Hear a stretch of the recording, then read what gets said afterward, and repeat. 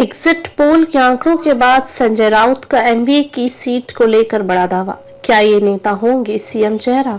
महाराष्ट्र में बुधवार 20 नवंबर को सभी 288 सीटों पर वोटिंग हो चुकी है। वोटिंग के बाद आए एग्जिट पोल के आंकड़ों ने सबको चौंका दिया है। अलग अलग सर्वे एजेंसियों ने अपने एग्जिट पोल के नतीजे घोषित किए हैं। ज्यादातर एग्जिट पोल महायुति की सरकार बनने का दावा कर रहे हैं और महाविकास आघाड़ी की जीत की उम्मीदों पर पानी फिरता दिख रहा है। इसी बीच शिवसेना यूबीटी नेता संजय राउत की प्रतिक्रिया आई है। उन्होंने कहा कि मैं दावे से कह रहा हूं कि तुम 160 से 165 सीटें जीत सकते हो।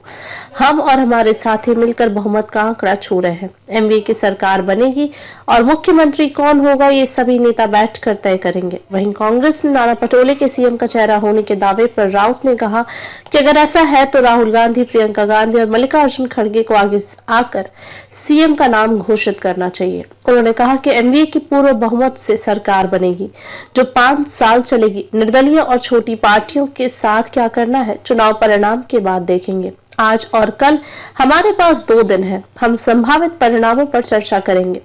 चुनाव में अडानी का पैसा आया। इसके साथ ही शिवसेना यूबीटी नेता संजय राउत ने बीजेपी पर गंभीर आरोप लगाए हैं। उन्होंने कहा कि चुनाव में गौतम अडानी का पैसा आया है। चुनाव में इस बार 2000 करोड़ से ज्यादा पैसा खर्च हुआ है।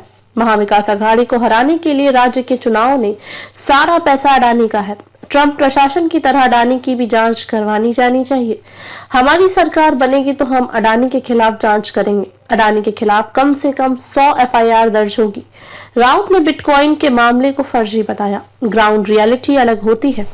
एग्जिट पोल के नतीजों पर महाविकास आघाड़ी में एनसीपी शरद पवार की पार्टी के नेता क्लाइड क्रैस्टो की भी प्रतिक्रिया आई। उन्होंने कहा कि हम सबने देखा हरियाणा में क्या हुआ। एग्जिट पोल के नतीजे कुछ और थे और चुनाव के नतीजे कुछ और।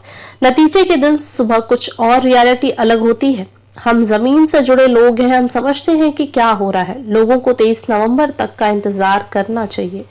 वहीं देवेंद्र फडणवीस ने मतदान प्रतिशत बढ़ने पर महायुति को फायदा मिलने का दावा किया, जिस पर क्लाइड क्रैस्टो ने कहा कि वोटिंग प्रतिशत में कोई बढ़ोतरी नहीं हुई है। उनका अनुमान गलत है। उन्हें डिटेल लेने की जरूरत है। लोगों ने वोट किया और तय कर दिया कि अब 23 नवंबर को रिजल्ट का इंतजार करना चाहिए। उन्हें डिटेल लेने की जरूरत है। लोगों ने वोट किया और तय कर दिया है। अब 23 नवंबर को रिजल्ट का इंतजार करना चाहिए।